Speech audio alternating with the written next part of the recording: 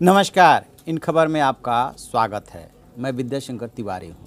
हैदराबाद महिला डॉक्टर से रेप, हत्या और दोषियों के इनकाउंटर के बाद निर्भया कांड के चारों दोषियों को फांसी की सजा देने के लिए दबाव बढ़ गया है। दिल्ली सरकार से और गृह मंत्रालय होते हुए जो मर्सी पिटीशन थी वो राष्ट्रपति के पास जा चुकी है और वहाँ से उसका खारिज होना महज एक औपचारिकता माना जा रहा है। इस बीच में जो मर्सी पिटीशन दायर किया था विनय शर्मा ने, उसने जो है अपने सिग्नेचर और थंबनेल को डिस्प्यूटेड करने की कोशिश की है कि वो याचिका वापस कर दी जाए। वो नए सिरे से याचिका दायर करना चाहता है क्योंकि उस पर उसके सिग्नेचर नहीं है, लेकिन बताया जा रहा है कि इस मांग को नहीं मानी जाएगी क्योंकि सिग्नेचर और थंबनेल उसी का है। बहरहाल उसको थोड़ी देर के लिए छोड़ देते हैं और ये जानने की कोशिश करते हैं कि आखिरकार फांसी कैसे दी जाती है, इसके लिए कहाँ से फांसी तैयार होती है, यानी रस्सी तैयार होती है और किस तरीके से फांसी दी जाती है, क्यों उसे ब्लैक वारंट कहा जाता है और क्यों फांसी की सज़ा लिखने के बाद, फांसी का वारंट जारी करने के बाद उस पेन को तोड़ दिया जाता है।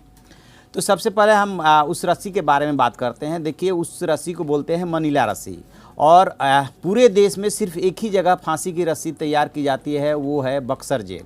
और जानते हैं इसमें भी दिलचस्प बात यह है कि उस फांसी की रस्सी को कैदी ही तैयार करते हैं और कुछ परंपरा चली आ रही है और कुछ प्रशिक्षण भी इस तरह से होता आ रहा है कि कैदी ही कैदी को प्रशिक्षित करता है और उसमें बताया जाता है कैसे आपको फांसी की रस्सी तैयार करनी है, उसमें कैसे उसको ओस में या पानी में भिगोया जाता है, कितने लेयर के सूखा डाला जाएगा, कितना गीला डाला जाएगा, इस तरीके से बाकायदे उसका प्रशिक्षण दिया जाता है। एक और ख़ास बात कि उसको मनीला रस्सी बोलते हैं। जानते हैं मनीला रस्सी क्यों बोलते हैं? क्योंकि पहले वो फिलीपींस की राजधानी मनीला से ये तैयार होकर के आती थी, बाद के दिनों में ये बक्सर जेल में तैयार की जाने लगी, इसलिए उसको मनीला रस्सी भी बोलते हैं। अब सवाल ये उठ रहा है कि तिहाड़ जेल में तो कोई फांसी देने वाला है नहीं, तो फिर फांसी कैसे दिया जाएगा? तो आपको एक बात बता दें, वैसे तो जल्लाद की खोज की जा रही है, लेकिन जो पिछली फांसी हुई थी 2013 में अफजल गुरु की, उसके लिए जल्लाद की मदद नहीं ली गई थी, बल्कि जेल कर्मियों ने ही फांसी की सज़ा दी थी, तो उसको एग्जीक्यूट किया गया था। तो बताते ही हैं कि जेल मैनुअल में इस तरह का प्रोविज़न है कि यदि जल्लाद है तो जल्लाद, अदरवाइज जेल स्टाफ भी फांसी की सज़ा दे सकता है। दूसरी महत्वपूर्ण बात इसमें यह है कि अभी तक तिहाड़ जेल में डबल यानी कि दो ही लोगों को फांसी दी गई है, एक साथ दो से ज़्यादा की फांसी नहीं दी गई है। यह पहला मौका होगा जब एक साथ 4 लोगों को फांसी के फंदे पे झुलाया जाएगा। तो इसके पहले किसको किसको एक साथ दी गई थी? याद कीजिए, करतार सिंह, उजागर सिंह, रंगा बिल्ला, सतवंत सिंह और केहर सिंह। और उसके बाद जो सबसे लास्ट में फांसी दी गई है वो दी गई है अफजल गुरु को। तो तैयारी तिहाड़ जेल में पूरी चल रही है। जल्लाद के लिए उत्तर प्रदेश सरकार से भी बातचीत हो रही है और पवन जल्लाद की भी आने की बात है मेरठ जेल से, क्योंकि वहाँ पे जेल के पैनल में पवन जल्लाद है जिसके बाकायदे वेतन भत्ते का भुगतान जो भी है वो वहाँ का जेल प्रशासन करता है। लेकिन इसके लिए जब भी बाहर के स्टेट से आप जल्लाद मंगाते हैं तो आपको प्रदेश सरकार से लिखत पढ़त करनी पड़ती है और वहाँ से इजाज़त लेनी होती है, तब वो मेरठ जेल आएगा और फिर जो है वो पवन जल्लाद दिल्ली आएगा फांसी देने के लिए। अब जल्लाद आएगा या जेलकर्मी ही देंगे, ये देखने वाली बात होगी।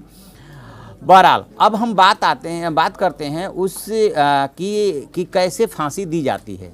तो देखिए, होता क्या है कि सबसे पहले lower court, then high court, उसके बाद सुप्रीम कोर्ट, उसके बाद राष्ट्रपति के यहाँ मर्सी पिटीशन, ये चारों प्रक्रिया पूरी कर चुके हैं निर्भया कांड के चारों दोषी। वैसे निर्भया कांड में 6 दोषी थे, लेकिन एक राम सिंह जो ड्राइवर था उसने सुसाइड कर लिया था और जो छठा आरोपी था वो चूँकि नाबालिग था, इसलिए नाबालिग के लिए जो कानून है उस कानून के तहत उसने अपनी कह सकते हैं सज़ा पूरा करने के बाद वो एक NGO से जुड़ा हुआ है, उसको फांसी नहीं दी जा सकती।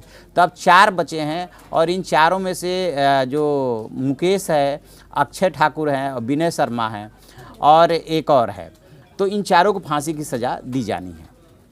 अब उसमें क्या होता है कि जब ये चारों प्रोसेस पूरा हो गया तो उसके बाद जो है फिर से उसी कोर्ट में जाना होता है, उसी ट्रायल कोर्ट में जहाँ से कि फांसी की सज़ा हुई होती है। और बताया जाता है पूरा प्रोसेस कि ऐसे ऐसे ये सब टर्न डाउन किया जा चुका है, सुप्रीम कोर्ट से डिसीजन हो चुका है, लिहाजा ब्लैक वारंट जारी किया जाए। ब्लैक वारंट क्यों उसको बोलते हैं? क्योंकि जो उसका हाशिया बना होता है जिस पे वो लिखते हैं वो ब्लैक होता है, इसलिए उसको ब्लैक वारंट बोलते हैं। तो ब्लैक वारंट का मतलब ही होता है कि मतलब जो सज़ा हुई है उसको एग्जीक्यूट किया जाए। अब उसमें एक परंपरा ये भी है कि ब्लैक वारंट जब जारी करता है जज, तो जिस पेन से वो वारंट लिखता है और साइन करता है उस पेन को तोड़ दिया जाता है। मुझ में भी ये जानने को उत्सुकता है कि आखिरकार उस पेन को क्यों तोड़ दिया जाता है। जब से बच्चे हैं सुनते आ रहे हैं कि जब भी किसी को डेथ सेंटेंस दिया जाता है तो उस पेन को तोड़ दिया जाता है। जानते हैं क्यों पेन को तोड़ दिया जाता है? किसी का मरना अच्छा नहीं माना जाता है, लिहाजा जब जज फैसला लिखता है, वारंट जारी करता है, तो उस घड़ी को, उस पेन को मनहूस माना जाता है कि इसी पेन से किसी की फांसी की सज़ा एग्जीक्यूट की गई थी, लिहाजा इस पेन को तोड़ा जाता है ताकि भविष्य में फिर किसी को फांसी देने की नौबत ना आए और इस पेन की ज़रूरत न पड़े। अभी हैदराबाद में जो कुछ हुआ था, इनकाउंटर हुआ था, उस पे तमाम लोग इमोशनल हो गए थे, टीट फॉर टैट की बात हो रही थी। ये जो परंपरा है या ये जो नियम है ये क्या सिखाता है? ये सिखाता है कि टीट फॉर टैट इंसाफ नहीं हो सकता। और इसी बात को चीफ जस्टिस ऑफ इंडिया ने कहा था, तुरंत जो न्याय देने की जो अच्छा नहीं माना जा सकता है, क्योंकि न्याय को बदले की भावना से की गई कार्रवाई माना ही नहीं जाता है। जिस दिन बदले की भावना से की गई कार्रवाई मान लिया जाएगा उस दिन उसे न्याय नहीं बोला जाएगा। तो ये वजह है ब्लैक वारंट उसे कहने का, और ये वजह है उसको एग्जीक्यूट करने के लिए आदेश जारी करने के बाद उस पेन को तोड़ने का। तो आप ऐसी खबरों के लिए देखते रहिए हमारा डिजिटल चैनल इन खबर। Thank you. इन खबर चैनल को सब्सक्राइब करें और बेल आइकन दबाना ना भूलें।